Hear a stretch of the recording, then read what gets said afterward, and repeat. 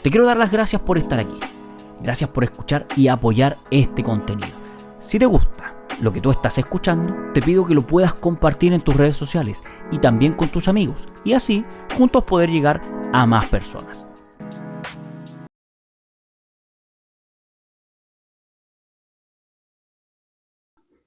Hola, ¿qué tal amigos? Soy Edgar Darroe y una vez más les quiero dar la bienvenida a Menos es Más, el podcast. Como les habíamos prometido, en esta nueva temporada estaremos compartiendo conversaciones y entrevistas con personas que están sirviendo al Señor en distintos contextos. Hoy quiero presentarles a alguien cuya historia refleja muy bien las tensiones reales que viven muchos cristianos que sirven en cada una de sus iglesias. Nuestro invitado de hoy, Felipe Aguilar, tiene 32 años, es pastor en la Iglesia Presbiteriana de Chile, está casado, es padre y también ha participado como autor en un proyecto teológico tremendamente importante. Probablemente algunos de ustedes lo conocen por su participación en el libro Los Cánones de Dort para el siglo XXI, una obra que busca acercar un texto histórico de la tradición reformada al mundo actual. Pero más allá del trabajo teológico, hay también una historia muy humana detrás de todo esto. Hace un tiempo, Felipe, junto a su familia, tomó una tremenda decisión, una decisión muy importante: dejar Santiago y trasladarse a la región de Ñuble para servir en el ministerio pastoral. Y justamente de eso es de lo que hoy queremos conversar con él. No tanto del libro, sino de la experiencia que hay detrás de todo lo que él ha vivido. Cómo vivir el llamado de Dios, servir en la iglesia y al mismo tiempo cuidar la vida personal sin perder lo esencial en el camino. Felipe, muchas gracias por aceptar esta conversación. Bienvenido a Menos es Más, el podcast. Muchas gracias por la cariñosa invitación. Estoy muy feliz de poder compartir este espacio y que podamos conversar. Tengo muchas ansias de qué es lo que va a surgir en estas conversaciones, así que ruego al Señor que sea de bendición también para aquellos que logran escuchar o vernos. Que el Señor les bendiga. Muchas gracias por estar acá, Felipe. De verdad que es tremendamente importante para nosotros el poder hacer esta entrevista. Cuéntanos un poco cómo comenzó tu camino en el ministerio pastoral. Ya, bueno, comenzó hace varios años atrás, a pesar de que llevo no tantos como pastor ordenado. Sí, el llamado ocurrió, yo creo que a la edad de los 18, 19 años, cuando me encontraba en otro contexto religioso. Por muchos años participé de una iglesia de corte pentecostal y en ese tiempo ya sentía un leve llamado hacia el ministerio. Obviamente dentro de la inmadurez no sabía muy bien cómo dirigirme hacia ese ministerio, hacia el pastorado. Entre medio de eso ocurrió un cambio de teología, me cambié de iglesia llegando a una iglesia presbiteriana y en esa iglesia presbiteriana me comentaron que tenían un seminario, entonces se abrieron las posibilidades de poder estudiar en ese seminario y se fueron encaminando y ordenando estos deseos de llegar hacia el ministerio. Yo lo podría concluir o resumir en dos principios, tomándome aquí de otro autor conocido en el mundo de los reformados, Juan Calvino, que dice que aquellos que sienten un llamado deben sentirlo de forma interna, pero también tiene que haber un llamado externo. El llamado interno es el que uno siente, el deseo, que dice la Escritura, el que desea, bueno, el que desea obispado, desea bien, es algo bueno. Pero también ocurre que nosotros nos podemos engañar a nosotros mismos. Entonces aquí es donde el llamado externo tiene que estar palpable y visible. Eso quiere decir que la iglesia, la comunidad, tiene que ver dones en ti y tiene que observar un llamamiento. Nosotros, por tanto, pasamos por varios filtros. Tenemos un consistorio, que es el grupo de líderes, de ancianos, que es un filtro también, porque uno se entrevista con ellos para ver si uno se puede encaminar hacia el ministerio. Luego de eso tiene que cumplir con ciertos requisitos y protocolos, como estudiar en el seminario, sacar la licenciatura en teología, presentarse varias veces en otras entidades superiores, como las asambleas del presbiterio, donde cada año se examinan las calificaciones, cómo está nuestra vida espiritual, cómo está nuestro trabajo en la iglesia. Y después de todos esos filtros, pasamos también por un gran examen para que la gente se pueda ubicar. Es como una defensa de título, en donde se hacen varias preguntas de índoles teológicos, históricos, prácticos, y si se logra pasar ese gran examen, te aceptan en el ministerio y te ordenan como pastor. Eso es un resumen de alrededor de unos 8 años aproximadamente que duró la licenciatura y este periodo de hasta que llegué a la ordenación del ministerio. Oye, Felipe, te agradezco lo completa que es tu respuesta, porque a diferencia de lo que mucha gente piensa, los pastores sí estudian. Y tú nos acabas de comentar que es un proceso bastante largo. Estudiaste más o menos durante 8 años, según lo que estaba tomando acá apuntes. Sí. Dentro de eso también hubieron algunas pruebas al corazón, al intelecto. También te fuiste evaluado por otras personas, evaluaciones internas, externas, nos decías tú en tu respuesta. Pero cuéntame un poco, una vez que ya tú cumples con todas estas exigencias, alguien te ofrece el trasladarte a Ñuble.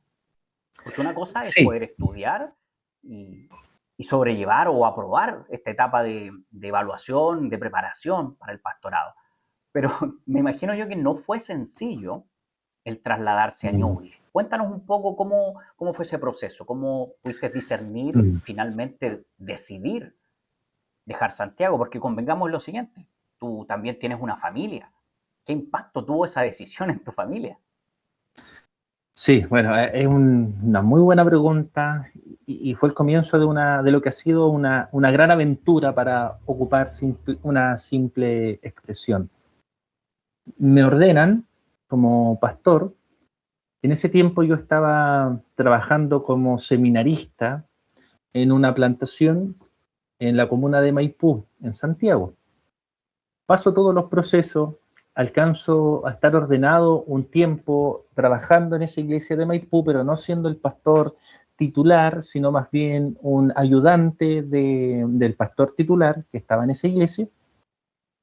Y de repente el pastor que estaba en la iglesia de Chillán, que es la iglesia madre de donde yo estoy hoy, me contacta y me pregunta si estamos interesados en poder tener conversaciones, porque están buscando pastor para la ciudad de San Carlos, para la iglesia de San Carlos. Bueno, ahí comenzaron nuestras oraciones específicas, porque nosotros durante todo este tiempo, hago referencia a mi esposa y a la familia, estuvimos orando para que el Señor, cuando fuera el tiempo, ocurriera esto, ¿ya? El tema es que nunca sospechamos que las invitaciones iban a venir de otras regiones. Aunque es cierto que esto puede pasar, en realidad no lo vimos venir mucho. Nosotros esperábamos siempre que se pudieran dar cosas ahí donde estábamos, en la comuna de Maipú o en otras ciudades, comunas de Santiago.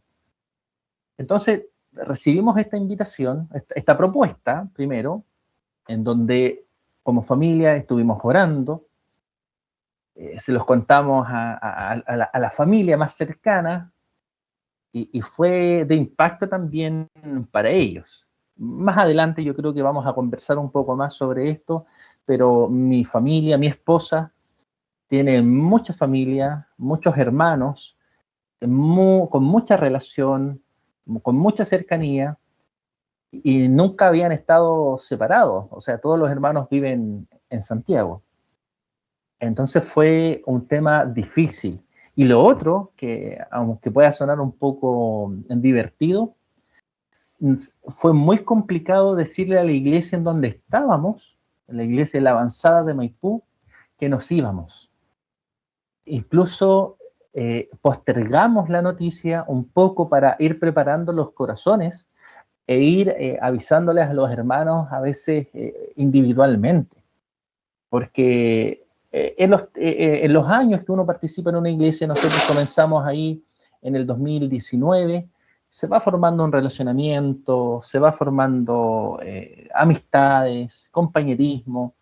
Entonces fue muy complejo poder tomar la decisión de venirnos, pero después de mucho orar, de discernir en el Señor, aceptamos la invitación, vinimos para acá a conocer la iglesia antes de aceptar definitivamente el venir, vinimos a conocer hasta que tomamos la decisión. Y yo aquí creo que debo mencionar que mi esposa fue la que tuvo una mayor convicción, a pesar de que para mí, personalmente, yo pensé que iba a ser la persona que a lo mejor más peros podía colocar, fue la persona que el Señor le dio más convicción en ese momento de decir, estábamos orando por esto, así que debemos decir que sí. Y dijimos que sí, y nos vinimos. Oye, igual lo encuentro súper complejo, porque Sí, convengamos en lo siguiente. Tú también eres de Santiago, tu sí, esposa es de también. Santiago, ustedes tienen una hija. Quienes tenemos hijos hablamos muchas veces de un concepto que es el círculo de cobertura, que tiene relación con que, no sé, si tenemos que hacer algún trámite, tenemos que salir, quién cuida a los niños, quién se queda a cargo de los hijos. Y ustedes no Mm, tenían círculo de cobertura porque no tenían familia allá en Chillán. Cuéntame sí, un poco desde esta perspectiva que para mí por lo menos se observa muy compleja. ¿Qué fue lo más difícil una vez que ya tomaron la decisión de irse? ¿Qué fue lo más difícil del cambio? sí. Hubieron varios factores, ya estando acá, digamos, instalados, hubieron varias áreas que yo podría mencionar que fueron de fueron bien complejas. Solo para introducir, me pasó que, bueno, este trabajo en San Carlos para mí sería mi primer trabajo ministerial como pastor, porque aunque estuve en Maipú, no estaba necesariamente como pastor, sino que como seminarista. Entonces yo llegué con mucha pasión. ¿Ya? Y de ahí comienzan a lo mejor algunos problemas. Yo llegué con mucha pasión, con mucho gozo, o sea, todavía Mucha siento gozo, pero energía. llegué con mucha energía. Entonces, ¿qué hacía yo? Yo salía, iba a dejar a mi hija al colegio, a las 7:30, 8 ya estaba en el colegio, y yo después me iba a la iglesia, ahí avanzaba en cosas administrativas o hacer los sermones o algún estudio, luego llegaba a almorzar, salía a visitar y así estuve los primeros meses, digamos.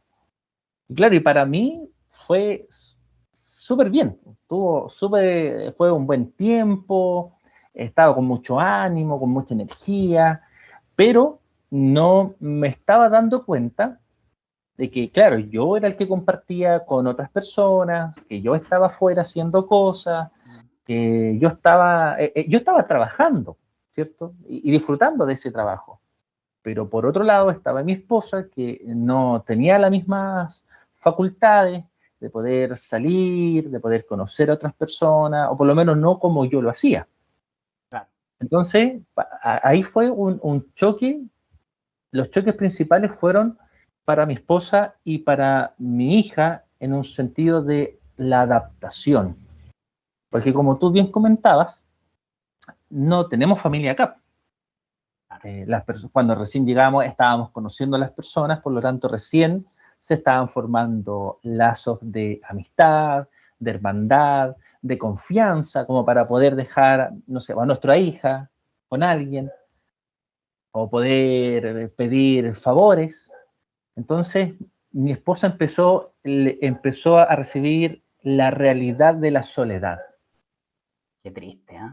Es complejo. Y ¿Sabes que la gente muchas muy veces complejo, no observa lo complejo que es eso, ¿ah? sí. Porque al principio yo comenté que mi esposa tiene una familia grande Claro. y son de celebrar todos juntos, tanto lo bueno como lo malo están juntos.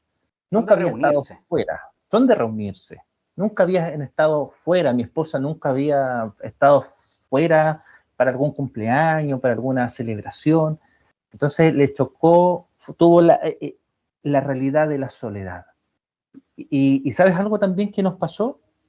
Que aquí la gente, como es una ciudad muy pequeña, eh, la gente vive, yo vivo como a 15 minutos, 20 minutos de casi todos los hermanos, porque es una ciudad bastante pequeña.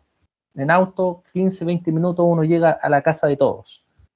Durante la semana hay un poco de movimiento, pero el día domingo, al contrario a lo mejor a lo que pasa en Santiago, el día domingo todos se van a sus casas, a las casas de sus familias. Ver a los papás, a ver a los hermanos, ver a alguien, algún familiar, y Mucho nosotros panorama terminábamos familiar. mucho panorama familiar, y nosotros el día domingo terminábamos el culto, caminando nosotros nos demoramos 10 minutos, entonces llegábamos a la casa 2 horas más temprano de lo que llegábamos en Santiago por el tema de distancia, y llegábamos a nuestra realidad, pues, a nuestra realidad de estar solos. Y los primeros domingos fueron bien impactantes en eso, porque estábamos acostumbrados a que los domingos fueran días de compartir comunitariamente. Entonces, bueno, mi esposa sufrió este impacto de no tener con quién, bueno, de no tener a la familia, de abandonar también nuestras iglesias, que sería la iglesia de Maipú, y la quinta iglesia, que es nuestra iglesia de origen. Mi hija también sufrió el impacto de dejar también a sus primos, a su familia. Para nosotros todos los fines de semana era poder compartir con la familia o con hermanos, tener nuestro apoyo, nuestra red de apoyo, y nos empezamos a dar cuenta que no teníamos esa red de apoyo acá por lo natural, porque estábamos recién llegando. Entonces eso afectó bastante, y mi hija también sufrió mucho este proceso de adaptación, porque se sentía sola, porque no habían niños de su edad en la iglesia, porque estaban acostumbradas a otra realidad. Yo creo que eso es algo que en el fondo también uno no tiene cómo transmitirlo. La iglesia, la comunidad, las personas que invitan a otro pastor a que se cambien de ciudad, no lo logran visualizar, y no hay una red de apoyo en ese sentido. No digo que lo hagan lo hagan queriendo, No, se entiende. sino que es una debilidad, digamos. Claro, es algo que se puede mejorar. Completamente, completamente. Es súper Sí. complejo, ¿ah? Y te agradezco la honestidad porque finalmente uno, como lo decíamos en un episodio anterior, nos encontramos día tras día con cristianos que plantean que todo está resuelto, que todo es fácil en el cristianismo. Pero la verdad es que lo que tú nos has contado es la realidad que enfrentan muchos líderes, muchos pastores, misioneros, gente que deja todo por servir en la obra. Pero no solo eso, porque en el día a día van asumiendo, aparte de lo que van dejando de lado, de luchar solo muchas veces lejos de la familia, muchas veces se ven enfrentados a asumir responsabilidades que trae per se el ministerio pastoral, Ah, responsabilidades familiares, hay que trabajar, hay que de pronto preparar textos, mensajes bíblicos, todo lo que implica trabajar en la obra es tremendamente complejo y sí. la gente muchas veces no lo sabe. Me gustaría mucho si es que nos pudieras compartir cómo se vive esta, entre comillas, tensión diaria, que es esto de seguir siendo humano y servir al Señor. Sí, mira, no sé en qué año del seminario escuché a un pastor, y me quedó muy marcada esta frase. Escuché a un pastor que dijo: el hombre, cristiano, el hombre debe aprender a vivir bajo tensión, porque constantemente estamos bajo tensión, sobre todo aquellos que quieren ir hacia el liderazgo o el ministerio. Me quedó muy marcada esa frase. No sé qué pensarán los que escuchen esta frase, pero yo le encontré bastante razón y lo he aplicado un poco a mi vida.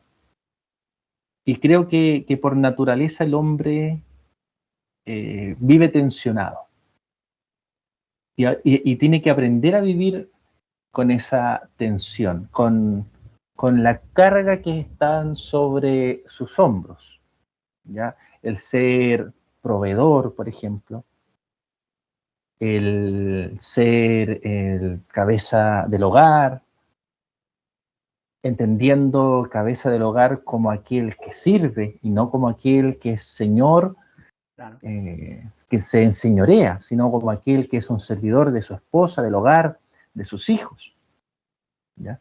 Aparte de eso, en lo que es el trabajo pastoral.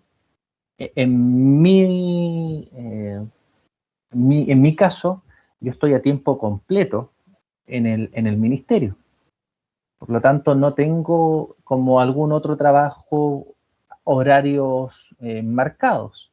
Claro, tú vives de la obra, tú trabajas para Claro, la obra. yo trabajo para la obra y a veces este puede ser como un sueño de muchos, como no tener un jefe, poder tener trabajo como libre. Y a veces se vuelve más complejo, porque nosotros estamos en una especie de disponibilidad 24/7.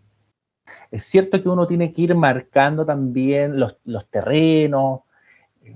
Esto no quiere decir que tú no tengas que descuidar. Y es que aquí viene la tensión, lo que era la pregunta.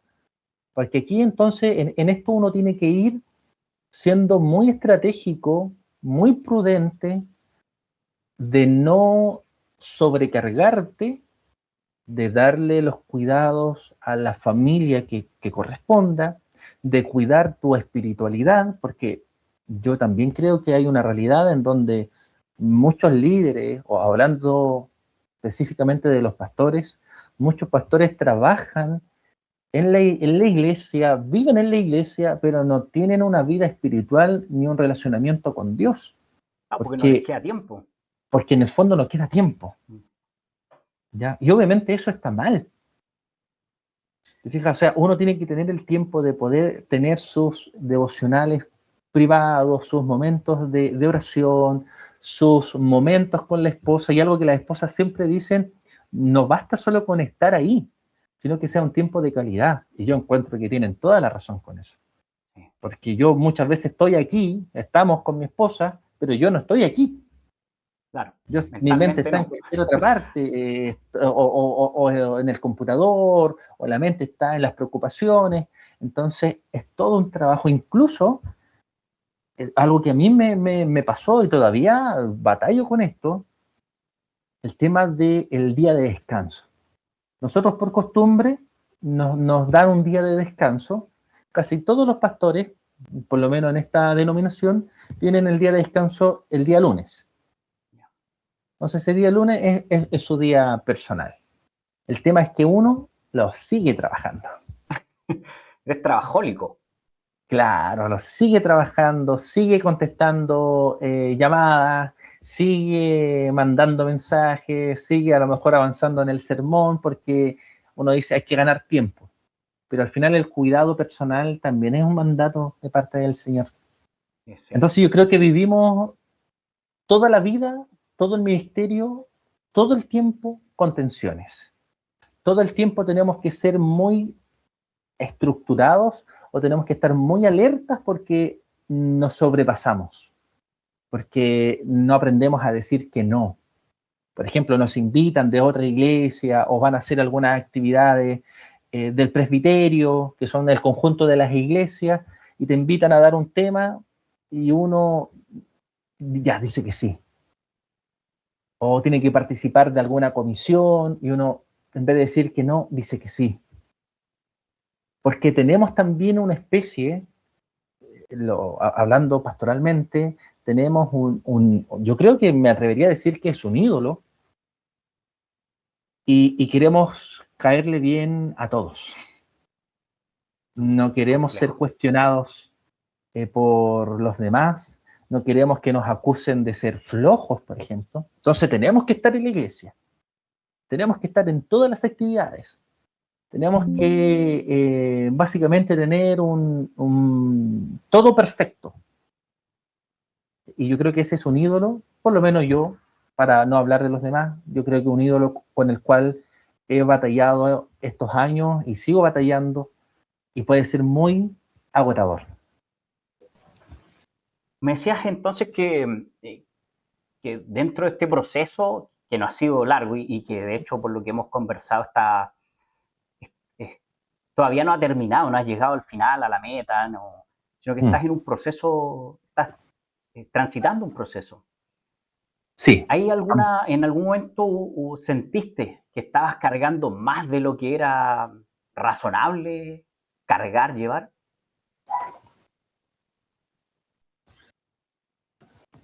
Yo creo que me cuesta responder esa pregunta porque no sé si te pasa, pero pareciera que la naturaleza del hombre es como de no quejarse, de no,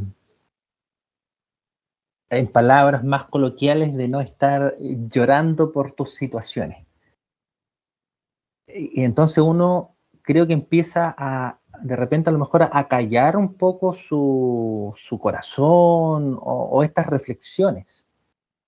Durante este tiempo nosotros cumplimos 3 años, ahora a finales de febrero, cumplimos 3 años acá en San Carlos y pasamos por situaciones familiares muy complejas, con el tema de la adaptación, sobre todo de mi hija. Nos tocó la pre y la adolescencia acá, entonces vivimos cosas que no voy a entrar en detalle No, no es para necesario, pero no se subentiende que son afectarla a etapas ella, complejas. etapas muy complejas. Comentaba que es una pregunta que puede ser difícil de responder y es porque en general a lo mejor no tenemos esta práctica de la reflexión y de detenernos para pensar cómo estamos.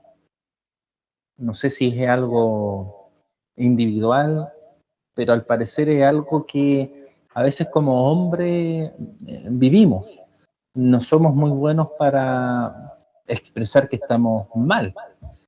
En realidad somos así, porque cada vez que uno le pregunta a alguien cómo estás, siempre se responde bien. Difícilmente uno dice estoy mal y cuenta porque está mal, ¿ya? Entonces, sí creo que hubieron momentos, nosotros cumplimos 3 años ahora a finales de febrero y vivimos momentos muy, muy malos con familiarmente, con algunas dificultades como padres, con una hija en su pre y adolescencia, Un periodo sus súper problemas complejo. súper complejo porque estaba muy triste de estar acá. En realidad ella no quería estar acá.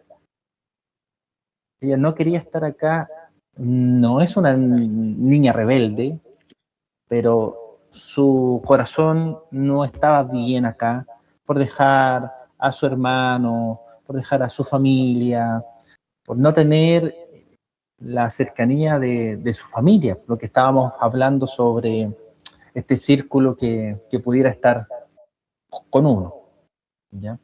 Entonces yo Círculo creo corto. que, claro, y además a eso añadir que la salud de mi esposa no es buena, es bien precaria, tiene una salud muy mala, entonces también nos pasó que llegamos a una casa donde para el tiempo de verano fue muy bueno y en invierno se filtraba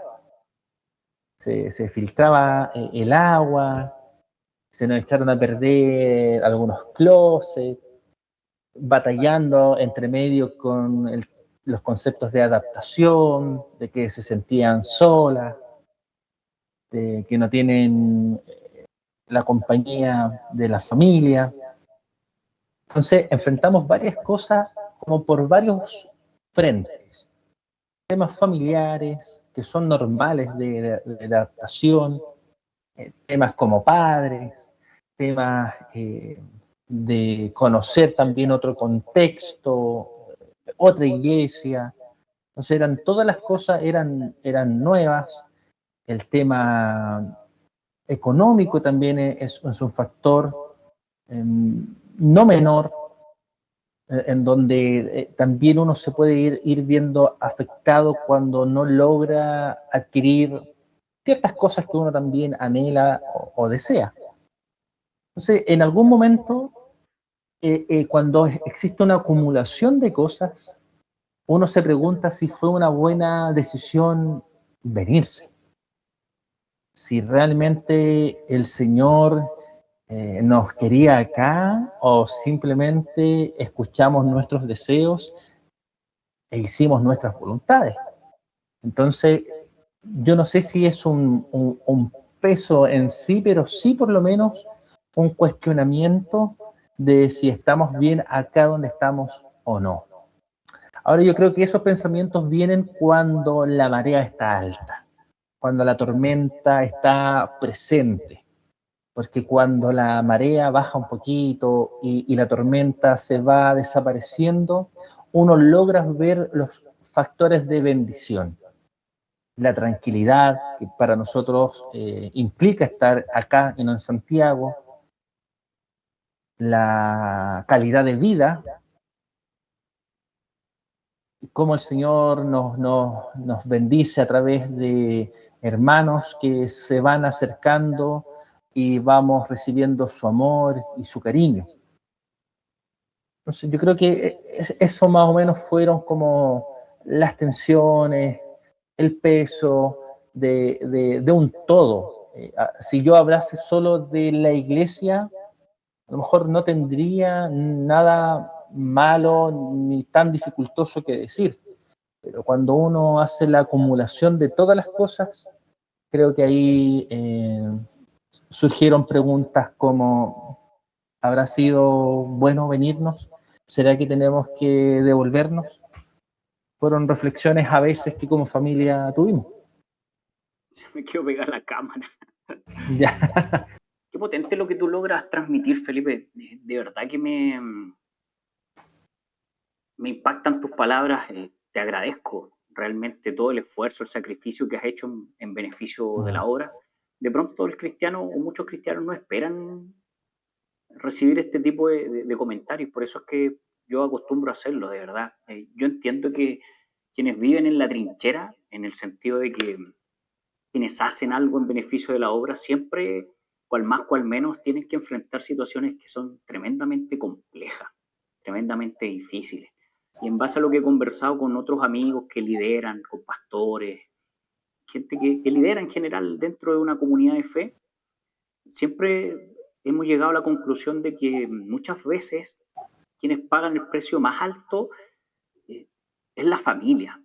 Entonces mi pregunta es, ¿cómo tú logras hoy día, si es que realmente lo logras, y espero no incomodar con la pregunta, cómo ustedes logran como familia equilibrar, lograr equilibrar lo complejo que es esto? El ministerio, el servir en la obra y, como decía en alguna otra pregunta, seguir siendo humano, seguir viviendo. Sí. No, muy buena pregunta. Yo creo que remonta un poco a algunas cosas que he mencionado. Uno tiene que aprender a vivir en esta tensión porque siempre va a estar. Siempre va a estar esta tensión en que si uno no dice no o no se pone un tiempo de descanso, lo estaría trabajando o estaría avanzando en algún material o en alguna actividad de parte de la iglesia. Entonces, ¿qué hacemos como familia? Bueno, ha sido todo un aprendizaje y voy a seguir aprendiendo porque yo creo que soy consciente de eso, oro mucho para ser diligente con este tema de no descuidar a mi esposa y a mi hija y a mí mismo, pero de vez en cuando me desvío de mi propósito o de mi oración, de mi deseo. Entonces yo creo que es ser consciente. Ser consciente, yo creo que aquí la ayuda de la esposa es fundamental, que te baje, te llame terreno, si lo podemos decir de alguna forma, te vaya comentando de que, oye, mira, esta semana tuviste a lo mejor con muchas reuniones, no te vimos, no pudimos compartir juntos, trata de que la próxima semana dejar espacios y momentos para que podamos compartir. Entonces, yo creo que primero, como hombres, tenemos que ser sensibles a esto. O sea, tener un corazón realmente pastoral con nuestra esposa y un corazón amoroso con nuestra esposa y con nuestros hijos. Entonces, es buscar momentos para compartir tiempos de calidad. Entonces, yo, por ejemplo, te mencionaba lo de los días lunes. Entonces, el día lunes era un día en donde nosotros, como familia o como matrimonio, si la hija estaba en el colegio, nos levantábamos un poco más tarde, desayunábamos más tarde, sin el apuro del quehacer de los otros días, o salíamos a comer si era posible, a compartir una conversación más reflexiva, más profunda, a preguntarnos cómo estamos. Entonces yo creo que va por ahí, va en que uno sea consciente, pedirle ayuda y también hablar con los hijos. Recuerdo hace un tiempo haber hablado con mi hija preguntándole, porque una de las cosas que siempre escuchamos y observamos son hijos de pastores o hijos de líderes de la iglesia que no quieren estar en la iglesia y que no quieren saber de Dios porque Dios les quitó a su papá, la iglesia les quitó a su papá. Y personalmente, Edgardo, este es un miedo que yo tengo. Se habla mucho hoy día del síndrome del hijo de pastor. Se habla mucho de eso. Y es que yo conozco muchos casos, ¿no? Yo creo que tú también, Sí. en donde han crecido heridos porque no tuvieron al papá presente. E incluso estuve en un funeral en donde uno de los hijos dijo, bueno, fue un excelente pastor, pero no puedo decir que fue un buen papá. Entonces yo no quiero llegar a ese punto. Entonces yo conversé con mi hija, trato de conversar con ella, aunque sinceramente creo que falló bastante. Yo creo que fallamos mucho en esta tensión. No somos de priorizar nuestra familia, no somos de priorizar el descanso, el disfrute familiar y personal. ¿Por qué? Porque vuelvo a mencionar algo que ya dije. Culturalmente le exigimos al pastor y a los líderes que sean algo más que humanos. Y nosotros no hemos creído ese cuento y tratamos de demostrar algo que a lo mejor no somos o que no podemos lograr. Yo no sé si tú estás al tanto de que hay muchos líderes y pastores que están con depresión, están con Sí. ansiedad, porque no son capaces de vivir toda esta presión a lo largo de tanto tiempo. Sí, Tarde o temprano se desmoronan. de hecho, ese fue uno de los motivos por los cuales decidimos en esta temporada abordar este tipo de temáticas, porque Mm, en muchas comunidades, muchos líderes, y no solo los líderes, sino también los miembros de la congregación, piensan que el pastor es un superhombre, que su familia es una superfamilia, que tienen superpoderes, pero cuando Dios nos llama humanos, nos llama sensibles, nos llama con errores, con falencias, y la gente muchas veces se hace una idea que no es real respecto de quienes lideran. mm, De hecho, yo creo que dos de los grandes riesgos que corre todo líder cristiano, y esta es una opinión súper personal, es poner en riesgo su relación con Dios por preocuparse de la relación que otros tienen con Dios y lo que estábamos conversando recién, esta tendencia a dejar a la familia un poco de lado o quizás no ponerle tanta atención como ellos quisieran. Sí. Pero me parece súper interesante lo que tú planteas. Yo concuerdo y creo que tienes prácticas y hábitos que ayudan a mantener centrado lo que es esencial, que es la familia y la relación con Dios. Sí. Me acordé de una conversación que tuve hace poco con un joven de acá de la iglesia, en donde hablábamos un poco de algunos de los temas que hemos mencionado. Hablábamos de que cada uno de nosotros tiene ídolos o luchas personales.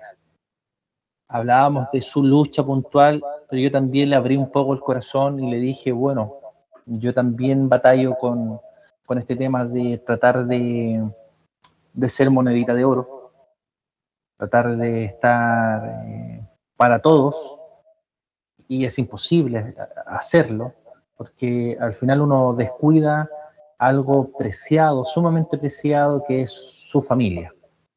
Y yo le decía, fíjate, ¿qué prefiere más la comunidad? Un pastor que está muy presente, que a lo mejor es un excelente orador, que está en todas las actividades, pero que no tiene relación con Dios, o un pastor que tiene relación con Dios, que se da su tiempo para buscarlo y cuida su matrimonio, y a lo mejor no está tan presente en todas las actividades porque tampoco es una obligación. ¿Te fijas? La mayoría prefiere a un pastor que esté presente, que sea carismático, independiente de cómo está de la puerta de su hogar hacia adentro. Porque a lo mejor no quiero decir que no les importa, pero no son conscientes de eso.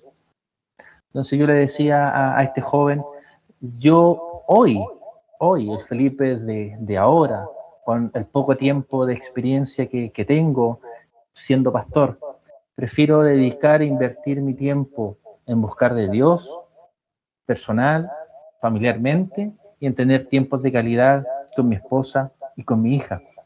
Porque yo le decía a este joven, si yo me separo, si yo me divorcio, yo dejo de ser pastor. Y nadie de la iglesia va a estar conmigo porque yo voy a tener que buscar otra fuente de trabajo, va a haber un terremoto, habría un terremoto en mi vida. ¿Te fijas? Entonces, ¿qué vale más? ¿Qué es más importante? Sí, sí, o sea, sin lugar a dudas debe ser la familia, debe ser la relación con Dios. De verdad que te agradezco la honestidad y que nos abras en realidad quienes vean este video, que abras tu corazón, porque son realidades que enfrentan quienes lideran en las comunidades cristianas. Si, si hoy, supongamos que te está escuchando un pastor, un líder, o quizá un joven cristiano que anhela en algún momento servir fielmente, pero se siente cansado, sobrecargado, ¿qué consejo le darías tú desde tu propia experiencia? Gracias por esa pregunta, porque iba a ser un comentario que aplica mejor en esta respuesta. Defendiendo un poco a la comunidad, a los hermanos. Los hermanos no son sensibles a las necesidades que pueda tener el pastor, no solo porque a lo mejor falta un poquito más de comprensión, sino porque el pastor tampoco abre su corazón y no expresa debilidad. Es decir, no hay confesión y no hay búsqueda de ayuda. El pastor rara vez va a decir, necesito ayuda. Lo dice cuando ya está casi moribundo o cuando está moribundo. Entonces, si fuese un consejo para aquel pastor, líder, que se siente con depresión, que se siente angustiado, cansado, es poder abrir su corazón y mostrar fragilidad. No tenemos por qué tratar de parecer que somos modelos terminados, que no luchamos espiritualmente, que a lo mejor no tenemos problemas de fe o de espiritualidad. Debemos buscar a personas maduras, otros líderes, otros pastores, amigos, que uno sepa que puede abrir su corazón y expresar algo que a lo mejor no lo haría en el púlpito, pero sí que puede abrir su corazón. Yo creo que lo que pasa bastante es que vamos acumulando acumulando y no soltamos. En definitiva, lo definiría de la siguiente forma: no nos dejamos pastorear por otros, no nos dejamos cuidar por otros. Por lo tanto, mi consejo sería: dejémonos pastorear, dejémonos cuidar por otros, abramos nuestro corazón a personas maduras que sepamos que van a poder ayudarnos. Pidamos ayuda. Qué buen consejo. Oye, Felipe, una vez más te agradezco por la sinceridad, por la honestidad de tus respuestas, por tus comentarios, súper asertivos. Me parece mucho que se logra el objetivo de este episodio, que es transparentar y poder dar a conocer la parte humana de quienes lideran distintas comunidades en distintas situaciones, en distintas instancias. Esperamos que esta entrevista sea de bendición, que le sea de utilidad a todos quienes la vean. Me gustaría hacerte, ya quizás para no quitarte tanto tiempo, hacerte unas preguntas que son como más como bien acotadas. Ya. Si tuvieras que resumirlo en solo una frase, ¿qué es eso que hoy consideras realmente esencial en tu vida? ¿Qué es eso que Está es difícil. esencial en mi vida? Bueno, diríamos Dios, pero me imagino que no va para allá la idea. No, es como cuando le preguntaron a Messi y a Cristiano Ronaldo quién era el mejor del mundo y ellos se autoeliminaron inmediatamente, porque en Ya, definitiva, o sea, Dios es el centro de nuestra vida. claro, Dejémoslo un poco de lado en esta respuesta. claro, sí, se entiende el ejercicio. Esencial para mí hoy, sin caer en la idolatría, creo que lo que hemos hablado un poco, mi familia, mi esposa principalmente. Para mí es esencial para, para el desarrollo que he tenido. O sea, yo soy lo que soy porque Dios me ha formado, pero sacando lo divino, porque por la ayuda, los consejos que he tenido de mi esposa. Si no, posiblemente no prosperaría. Yo soy un convencido de que en los perfectos y eternos designios de Dios, Él pone a nuestro lado a quien nos ayuda a crecer, a prosperar. Y me alegra mucho poder escuchar eso. Creo que la familia es tremendamente importante en la vida del cristiano, el compañerismo, la amistad que uno puede tener con su pareja, el poder conversar, temas que muchas veces no conversaría con nadie más. Tengo otra pregunta corta para ti. Ya. ¿A quién te gustaría que contactáramos dentro de nuestras posibilidades para tener una conversación similar a esta en Menos es Más, el podcast? Bueno, no es secreto, varios saben que personalmente yo llegué a la Quinta Iglesia, como lo mencionaba, y yo podría decir que el pastor David Vilches, de la Quinta Iglesia Jesús el Buen Pastor, la Iglesia Presbiteriana de Chile, ha sido un mentor en mi vida. Ha sido un pastor, un amigo, un padre espiritual, un guía. Entonces, para mí sería muy bonito poder escuchar también su experiencia, aunque yo ya conozco bastante de él, pero también poder escuchar y reflexionar sobre sus respuestas. Te agradezco mucho la respuesta. Bueno, vamos a intentar contactarnos con él. No sé si, bueno, tú ya sabes, no tenemos productora, no tenemos un equipo muy grande detrás, todo lo hacemos nosotros mismos. Y sería genial poder contactarnos con él y que él accediera a darnos una entrevista muy similar. Y mi última pregunta para ti es, ¿te gustaría volver a participar, obviamente abordando otras temáticas, en Menos es Más, el podcast, en un futuro quizás no tan cercano, pero sí en algún momento? Un absoluto sí, muy agradecido. Muchas gracias.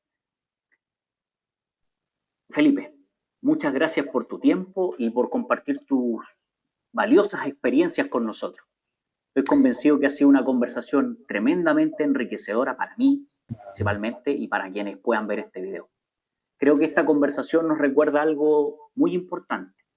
Servir a Dios ciertamente es un privilegio, pero también requiere aprender a cuidar lo que realmente importa, a cuidarnos a nosotros mismos, a cuidar nuestro corazón, nuestra mente, a cuidar a nuestras familias, a quienes nos apoyan, a quienes nos ayudan en el ministerio.